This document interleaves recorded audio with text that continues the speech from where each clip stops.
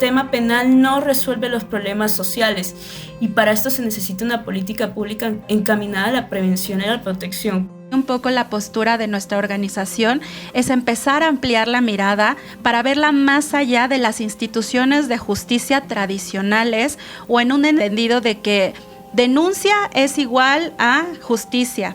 Castigo es igual a justicia, sino empezarnos a preguntar cómo para las diferentes mujeres que habitamos diferentes momentos de vida y diferentes contextos se puede traducir ese ejercicio de acceso a la justicia, que puede ser reparación, no repetición, cambios de patrones, un reconocimiento de ciertas realidades.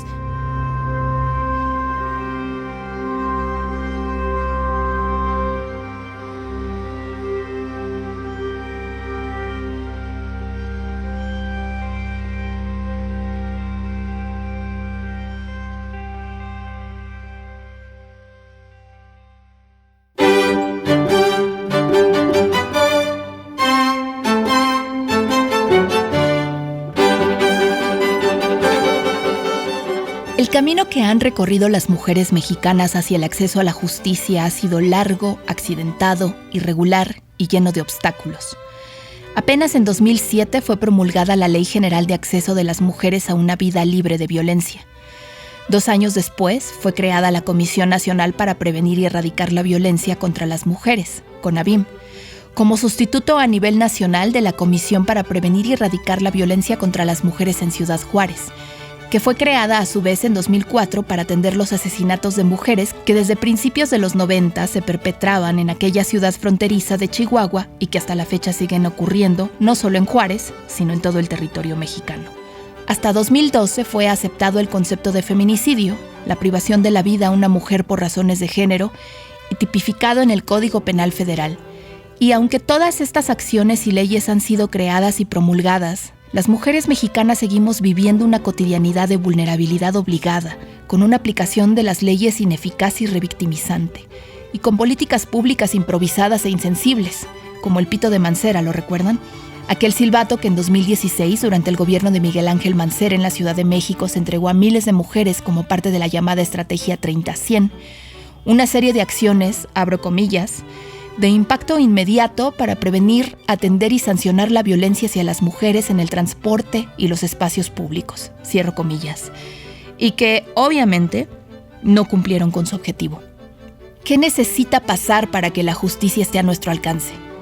Tania Hernández, coordinadora de Desarrollo Institucional de la organización feminista X Justicia para las Mujeres, y Carla Ripoll, parte del área legal de dicha organización, platican conmigo, Berenice Andrade, una mujer que pasa la mayor parte del tiempo harta y enojada, acerca de por qué el entramado legal del Estado mexicano no está haciendo su chamba de garantizarnos una vida sin violencia, ni en el espacio público ni en el privado.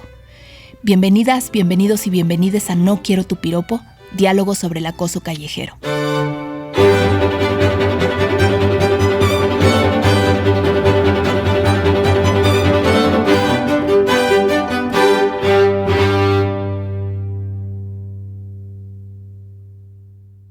Quisiera empezar con una pregunta que le hago a todas las mujeres con las que he conversado, pero que sé que ustedes, además de contestarme lo que ya muchas me han contestado, también nos van a clarificar desde el punto de vista legal. ¿Por qué un piropo? ¿Por qué decirle a una mujer desconocida en la calle que está bonita o que sus nalgas están buenas es acoso? Un poco se ha entendido que históricamente pues el acoso callejero un poco se permitió por mucho tiempo, pero en los últimos años nos hemos dado que es una forma de perturbación de nuestra libertad. También todos los actos de violencia en ese sentido también van dirigidos a un poco romper la tranquilidad de las mujeres y también afectan la dignidad de nosotros las mujeres y del disfrute de los espacios públicos, tanto del transporte como plazas comerciales, calle. Creo que un elemento como clave al momento de entender la violencia o las violencias es empezar a ampliar la mirada sobre lo que implican. En muchas ocasiones cuando se habla de violencia sexual, de repente pues se equipara a lo mejor un manoseo, una violación, ¿no? O sea, como estas formas que podríamos encasillar como violencia grave. Sin embargo, Pues creo que aquí cuando hablamos de acoso sexual callejero, hostigamiento en el espacio público, pues un poco nos invita a ampliar la mirada desde qué entendemos por violencias y qué implica la sexualidad. Y no solamente tiene que ver con la parte corporal, que sí es central, pero también la parte psicológica, la parte emocional, la parte de mi seguridad. Entonces, cuando hablamos de un, entre comillas, piropo, ¿no?, que te hacen en el espacio público, eso tiene diversos niveles de afectaciones y claramente tiene incluso efectos en el ejercicio de otros derechos. Por eso, pues, no solo se trata de decir, más o menos grave, ¿no? Tienen efectos.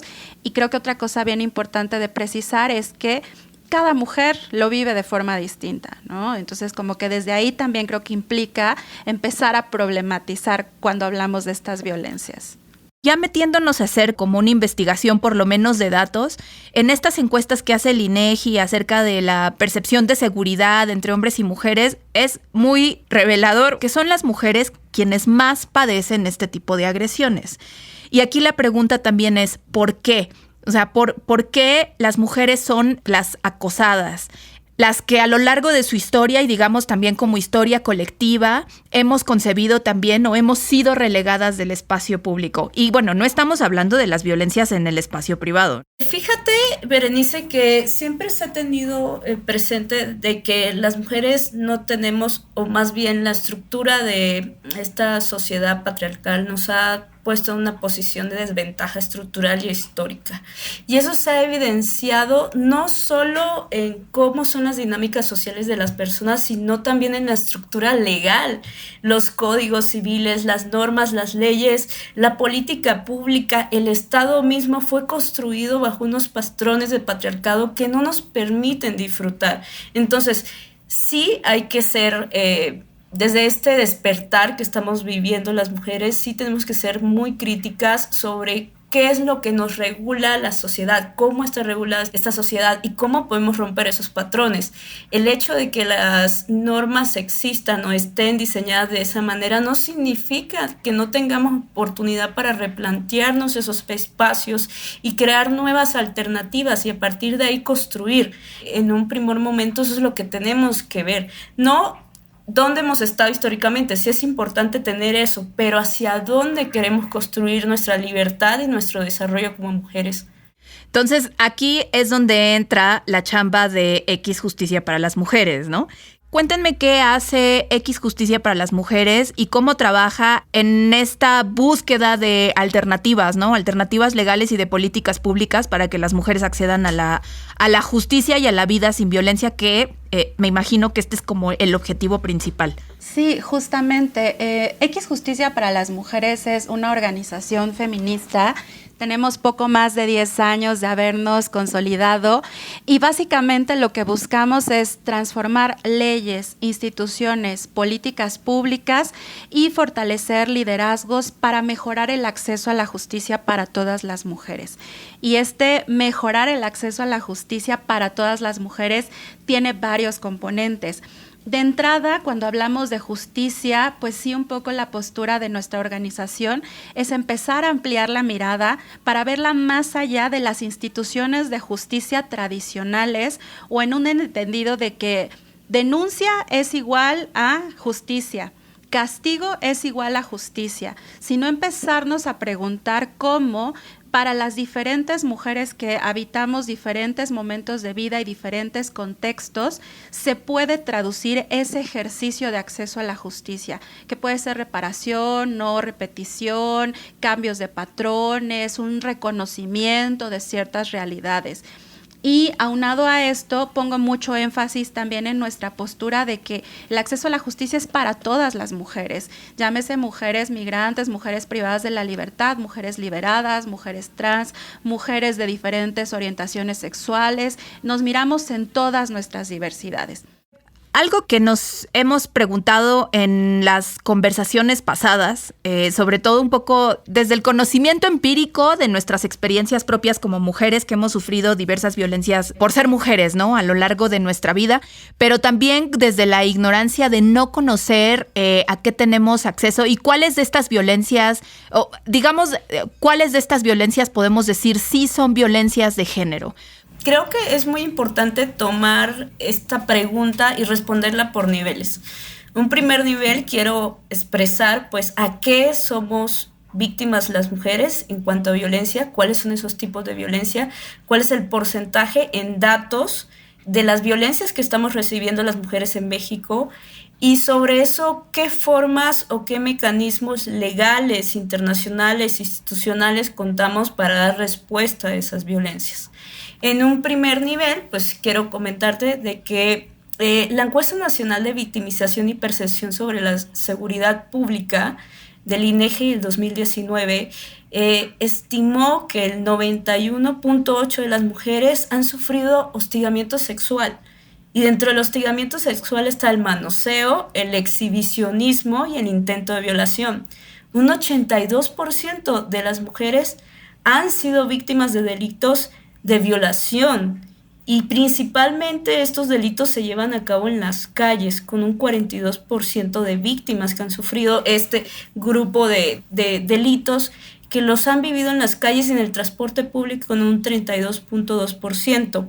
Desde ahí también tenemos las cifras de feminicidios, que en un inicio, en el 2009, si no estoy mal, eran perpetuadas generalmente dentro de las casas. A partir del 2009 ese dato cambió y ahora se han encontrado mujeres que son víctimas de feminicidios en la calle. De hecho, hemos encontrado cuerpos de mujeres en vía pública. Entonces, a partir de ahí podemos decir que las violencias hacia las mujeres se han profundizado, y hacia ahí es que se tienen que generar pues un poco de soluciones. ¿Cuáles son las herramientas que contamos en este momento? Tenemos las herramientas tradicionales, por así decirlo, que generalmente es esta respuesta de la que nos hablaba Tania, que es un poco de reacción del Estado, que no, hay más feminicidio, no, vamos a hacer una modificación del Código Penal Federal para subir pues los años de cárceles a las personas que hacen este tipo de actos, o vamos a inventarnos un nuevo tipo penal, entonces hacia ahí no es donde tienen que existir las respuestas. Sí tenemos herramientas, sí en el Código Penal están estipulados cuáles son los castigos para esto, y sí en la Ley General de Accesos a las Mujeres a una Vida Libre de Violencia se encuentran mecanismos que pueden dar respuesta a esto, pero sí se necesita una política integral para atender esto. Y desde la integralidad me refiero a pues que el proceso de denuncia no sea tan victimizante o revictimizante para las mujeres, para que los primeros respondientes, ya sea la policía o las personas que reciban la denuncia, se lo hagan un poco más fácil a las mujeres. Los funcionarios públicos en muchas ocasiones no tienen esa capacitación en perspectiva de género para empatizar.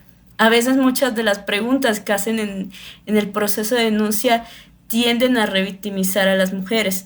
¿Qué otras herramientas tenemos? Sí, tenemos la parte penal, pero hay que tener en cuenta que los mecanismos penales son paliativos.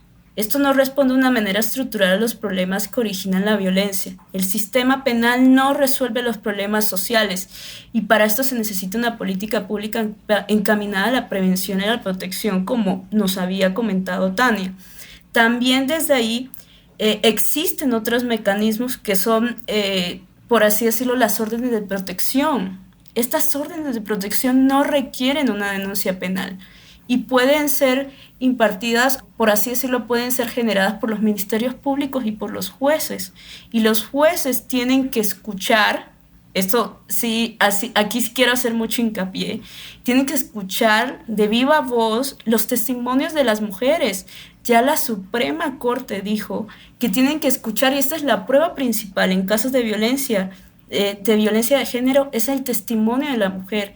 Y si de pronto sus testimonios no tienen coherencia, porque pues acaba de ser víctima de un acto violento, no tienen que exigirle tiempo, lugar y modo de cómo sucedió esto. Y esta parte todavía no la comprenden muchos jueces. Y sí es importante decirle a las mujeres que están escuchando en este espacio ahorita mismo que tienen la posibilidad de solicitar una orden de protección. Adicionalmente a eso, entendemos que a veces las agresiones de este tipo, las agresiones hacia las mujeres, son más complejas de los que nosotros pensamos, tienen un enfoque y una afectación psicológica muy profunda y no todas las mujeres reaccionamos de la misma manera. Para esto, sí es bueno que soliciten apoyo de los centros de justicia para las mujeres.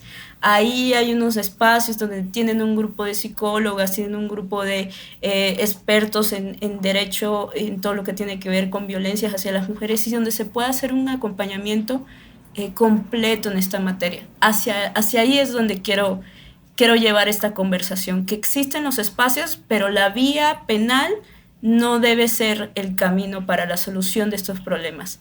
Digamos que bien que mal, sí existen ciertas herramientas proporcionadas por el Estado para buscar la justicia o reparación de estas violencias. Pero lo que entiendo es que tenemos estructuras ejecutoras machistas, básicamente. Entonces, llevar a cabo estas leyes tiene un gran bachezote enfrente, que es el machismo de las personas que ejecutan estas herramientas. Exacto. También hay que tener mucho en cuenta la historia de México. No mucha gente lo tiene en consideración. Apenas hasta el año 2011, si mal no estoy, se hizo el cambio. Ya tenemos derechos humanos, no garantías. Ya los ciudadanos no tienen garantías. Entonces, México entró en este mundo de la región, o sea, en Latinoamérica, de todo este empuje hacia el derecho de las mujeres y de la unión de los derechos de las mujeres con los derechos humanos, de donde desprende todo esto y aterrizarlo a la normatividad vigente. Entonces, sí, en el sentido de tu pregunta, sí tenemos funcionarios públicos en SEJUN, en poderes judiciales, muchos jueces que están comprometidos en generar ese cambio y lo hemos vivido desde la organización, pero son muy pocos. Son muy pocos los que hacen el cambio, ya sea autodidactas o porque toman capacitaciones o porque van a cursos o porque leen o porque están al tanto de la nueva jurisprudencia que está saliendo. Pero no son todos los casos. Tenemos un dato supremamente importante, que la mayoría de los jueces, lo que tiene que ver en justicia local, el 50% de los casos que se llega a la justicia se resuelven en justicia local. Y los jueces locales generalmente solo citan los códigos locales.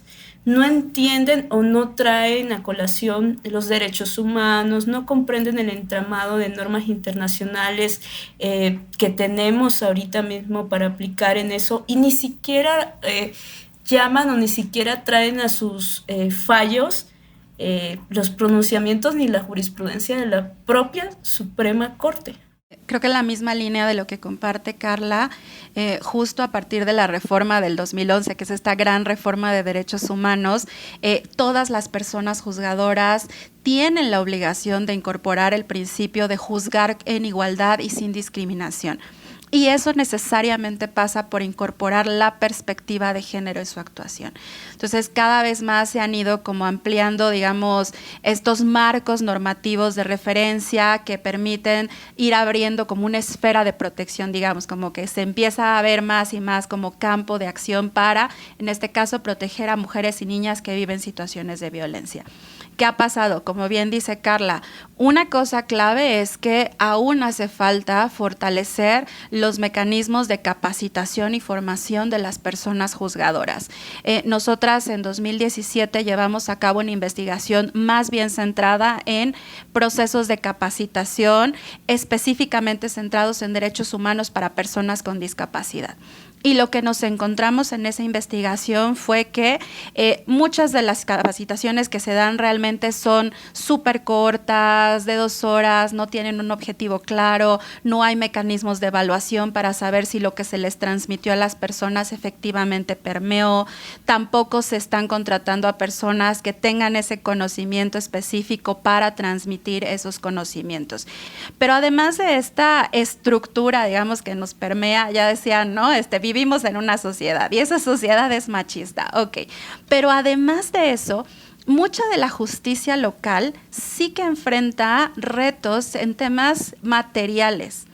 Llámese recursos, llámese personal con el que cuentan. Muchas de las personas que están atendiendo estos casos que decía Carla están rebasadas en cuanto al número de denuncias o sentencias que tienen que resolver. Y eso me lleva entonces a algo que platicábamos hace unos minutos.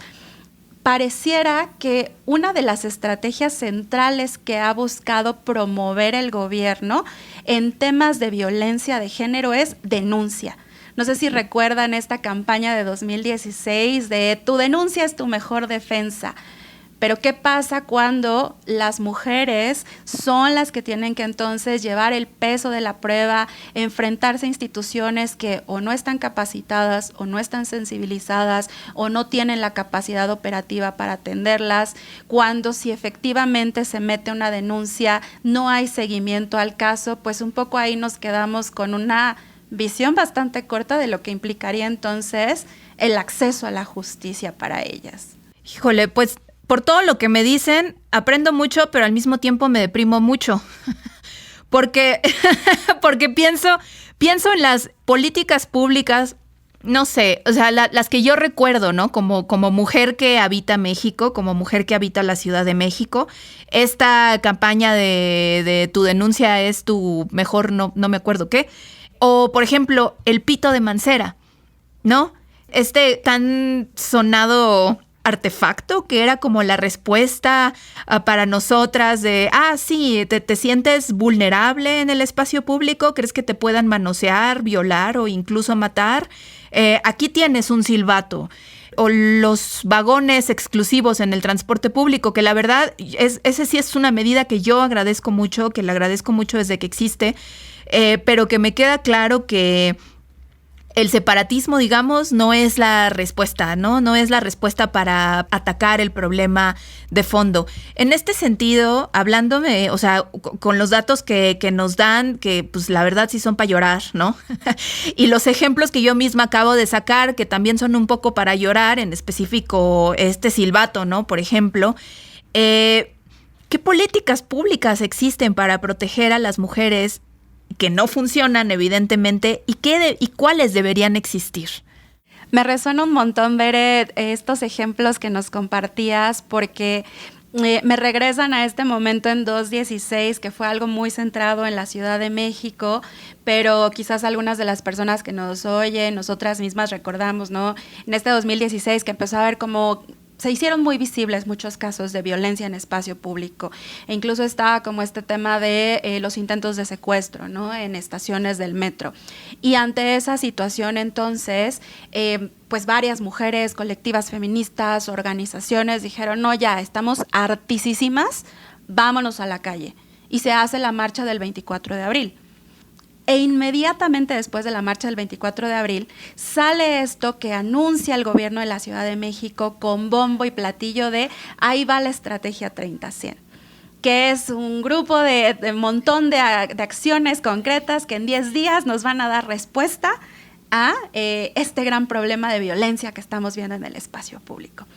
Traigo a colación este ejemplo porque me parece que es así como el caso, uno de los casos que nos muestra cómo no hay que hacer política pública en cuestiones de violencia de género. A partir de esa estrategia, junto con la Clínica de Derechos Sexuales y Reproductivos del CIDE, junto con las compañeras de GIRE, desde X Justicia y con otra organización que se llama La Izquierda, llevamos a cabo un análisis de políticas públicas, del diseño de esta estrategia. Y en resumen, lo que encontramos fue, 1, no había diagnóstico. Se aventaron a responder a un problema que, a ver, era evidente que estaba ocurriendo algo, era muy latente la demanda de que se diera respuesta, pero el gobierno entonces lo que hace es que plantea una serie de acciones sin partir de un diagnóstico, sin decir vamos por aquí, vamos por allá, la causa, fíjate por qué está pasando esto en el metro, por qué se está... O sea, lo hicieron ojo de buen cubero. Así, dijeron vamos a sacar acciones, y entonces vienen con cosas bien creativas como pues ahí están los silbatos de Mancera, y si estás en riesgo pues tú chíflale, aunque luego le preguntábamos a las policías, primeras respondientes, de oye, ¿tú sabes qué hacer si escuchas un silbato? ¿Quién sabe? No sabemos, ¿no? De ese nivel. Otra cosa que nosotras identificamos fue que se hicieron como acciones súper descoordinadas y mujeres no tenían ni idea de la estrategia. Preguntamos en el metro, no sabían. El Metrobús como que medio se enteró de que algo se estaba dando, pero tampoco sabían qué les correspondía. Entonces, lanzan estrategias, pero las mismas instituciones que deberían de haber sido las responsables de implementar no tenían muy claro qué les tocaba hacer. Presupuesto. No lo vimos pasar. Ahí hay se gastó no sé cuánto dinero en los silbatos, pero en las demás acciones no había realmente fondos asignados para su ejecución. Y por último, tampoco se tenía como un mecanismo para decir esto funcionó o no funcionó.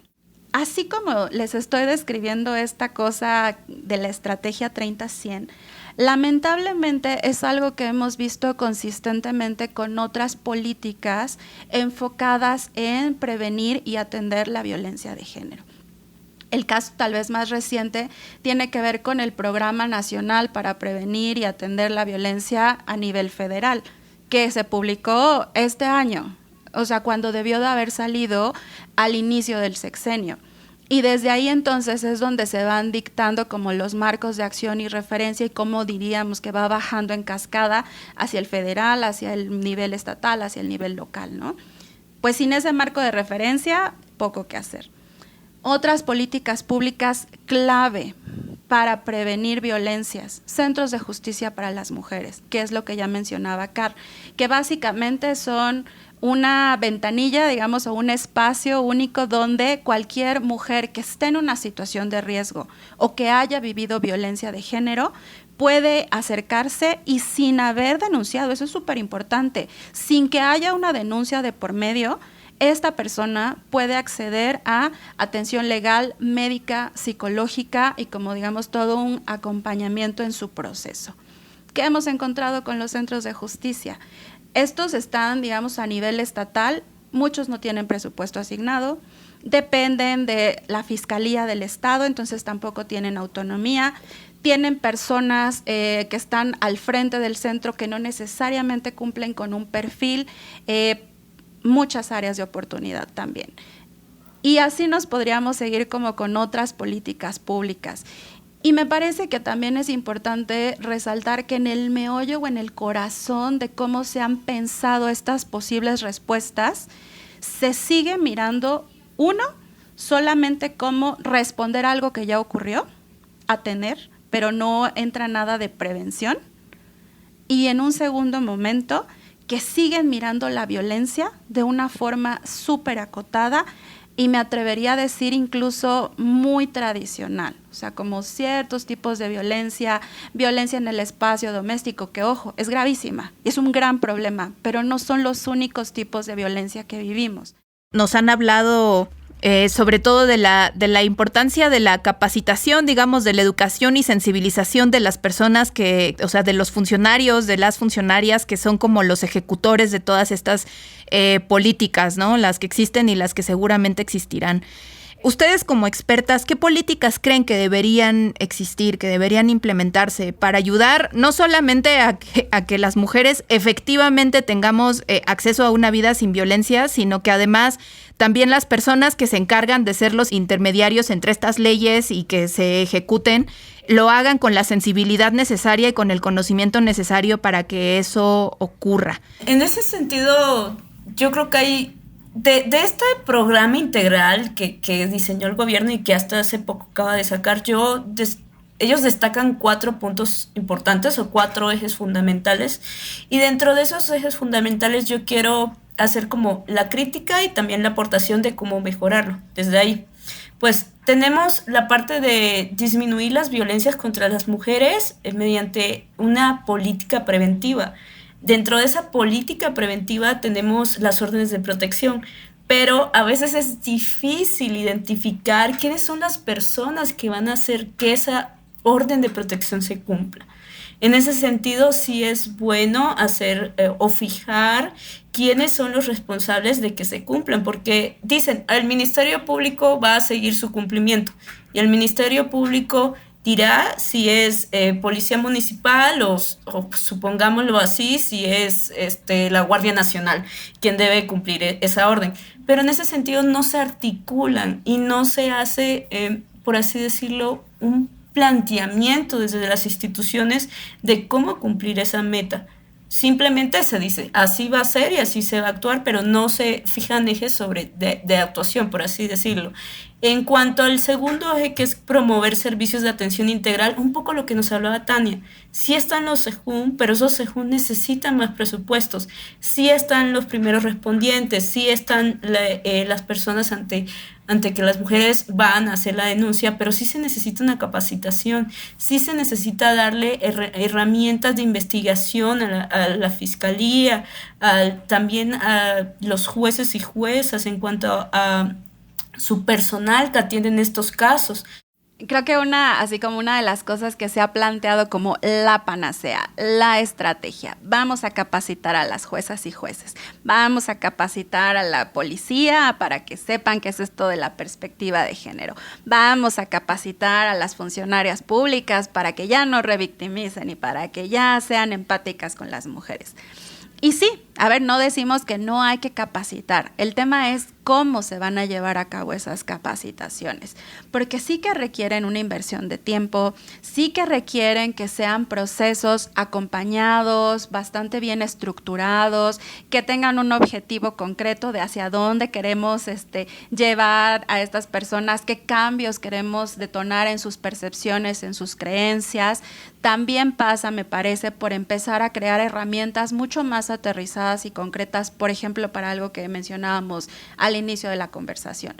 Cómo a partir del dicho de las mujeres, las personas que están tomando este testimonio son capaces de identificar el nivel de riesgo en el que se encuentra, más allá de las ideas preconcebidas que puedan tener de, la violencia se ve así, una víctima se ve así, una situación puede ser fatal, sí o sí pasa esto, cuando muchas veces es más complejo, ¿no? Nos hemos enfocado mucho a hablar a nivel institucional, que por supuesto es, digamos que lo principal, porque pues al final es quien nos tiene que garantizar, ¿no? esta vida sin violencia. Pero digamos que en la realidad del día a día somos nosotras, las mujeres de a pie, las que respondemos con nuestras herramientas, ya sean limitadas o llenas de conocimiento, a estas situaciones y vamos sobreviviendo, ¿no? Pero bueno, en lo que todas estas propuestas se materializan y llegan a algo y el Estado se hace un ente eficiente para resolver esta necesidad, ¿qué herramientas tenemos nosotras, las mujeres de a pie, para buscar justicia o reparación? ¿Qué podemos hacer nosotras? El Estado tiene una obligación, o sea, tiene la obligación de garantizar una vida libre de violencias para todas. Punto. Mientras el Estado y las instituciones del Estado llegan a ese nivel último donde efectivamente van a darnos la respuesta que queremos, ¿qué hacemos nosotras? Y creo que ahí, o sea, mucho hemos visto excelentes iniciativas desde organizaciones de sociedad civil, desde colectivas organizadas de mujeres, muchas adolescentes, mujeres súper jóvenes, que tienen que ver, me parece, como con varios elementos. Por una parte, acercar la información. Uno de los elementos, como recapitulando, nosotras no vamos a decir, sí, la denuncia es la mejor opción, pero eso no quita que haya mujeres que quieren denunciar, que para ellas es fundamental ir a tocar la puerta del Estado y que les crean y que les den una respuesta. Y en ocasiones eso ni siquiera es una posibilidad porque las mujeres no saben a dónde denunciar o qué esperar cuando van a hacer esa denuncia. Y desde ahí entonces creo que una primera respuesta que se ha dado desde organizaciones de sociedad civil sobre todo es acercar esa información. Decirles qué ventanilla, ir hacia dónde, a qué institución, un poco como qué esperar. Entonces, esa me parece como algo clave. Dar los elementos para tomar una decisión. No es haz esto o haz aquello, es aquí está una gama de posibilidades y en función de eso tú puedes decidir qué hacer. Me parece que otro elemento que ha sido clave, o sea, en esto de qué hacemos mientras tanto, es el acompañamiento entre nosotras y la creación de redes de apoyo y de sororidad, diría yo, para también validar nuestras propias experiencias.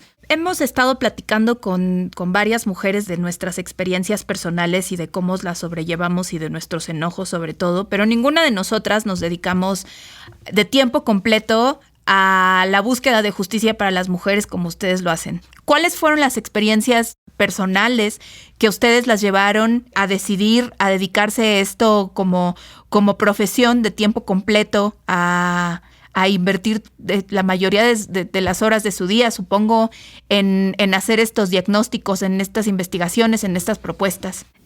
Justo hace unos minutos conversábamos, ¿no?, de todo este gran movimiento que fue la marcha del 24 de abril de 2016.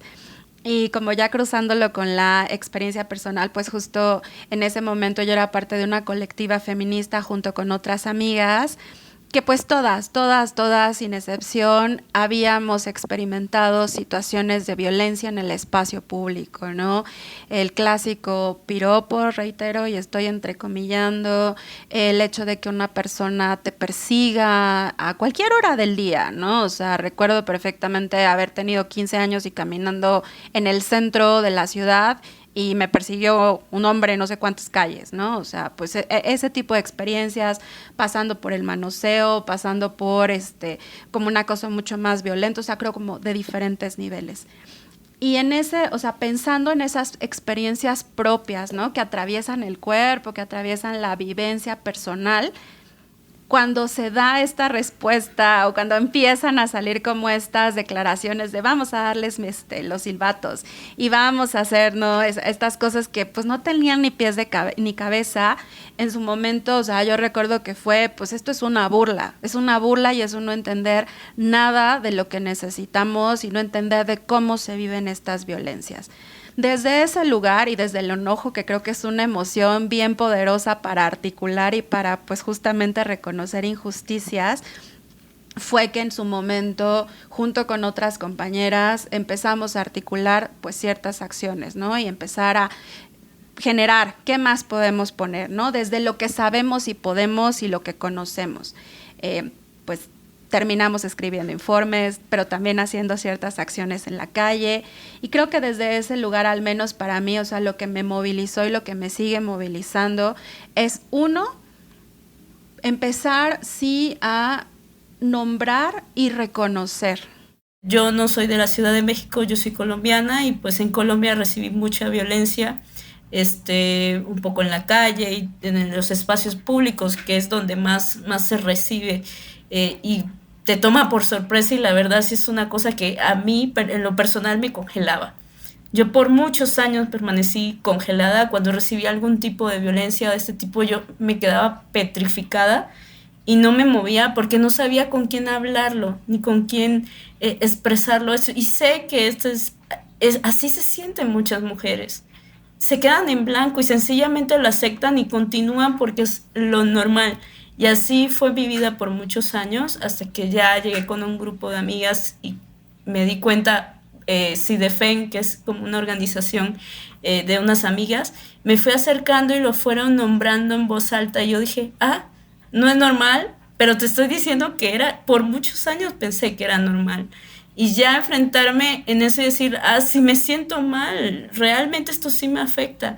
Y a partir de ahí fui como empoderándome y asumiendo estas luchas como propias en compañía de otras amigas. Y yo creo que aquí hemos llegado y estoy luchando para que esto no nos pase con toda la organización, para que no nos petrifiquemos y para que hablemos y lo digamos alto y se encuentren canales de solución de este problema.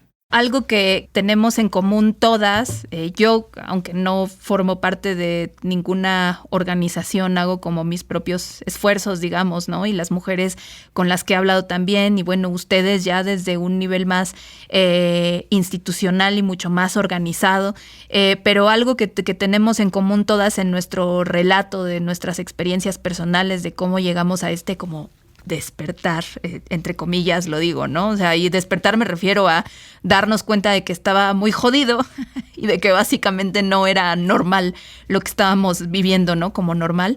Es esta presencia permanente de estas redes de la amistad.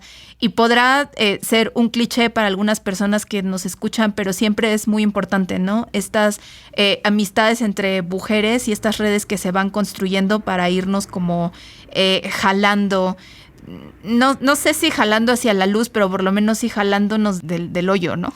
Sí, no, de acuerdo. Las amigas salvan vidas. Y aunque no te caigan bien, algunas creo que las alianzas entre mujeres también nos hacen más fuertes.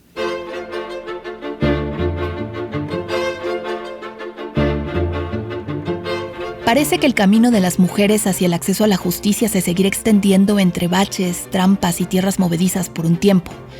Mientras tanto, pueden conocer más a fondo el trabajo de X Justicia para las Mujeres en su sitio x.org.mx, donde encontrarán sus varios diagnósticos y publicaciones, además de información y acciones sobre sus distintas áreas de trabajo, que son prevención y protección frente a violencias de género, criminalización de mujeres y políticas punitivas, y justicia e igualdad sin discriminación. Y no está de más, para quienes decidan que sí quieren hacer uso de las herramientas del Estado, saber dónde las pueden localizar. En la página de la CONAVIM, www.gov.mx/CONAVIM, dentro de la sección Acciones y Programas, pueden encontrar un directorio de los 56 centros de justicia para las mujeres que existen en el territorio mexicano. Digo, por si se llega a necesitar. Yo soy Berenice Andrade y les espero en los siguientes programas de No Quiero Tu Piropo, diálogo sobre el acoso callejero. Gracias por escuchar. Adiós.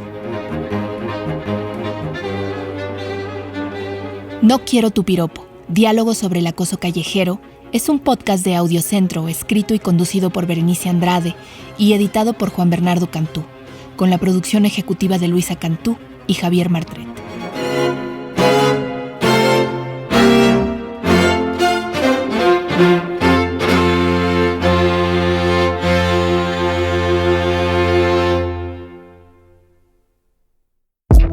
Audiocentro.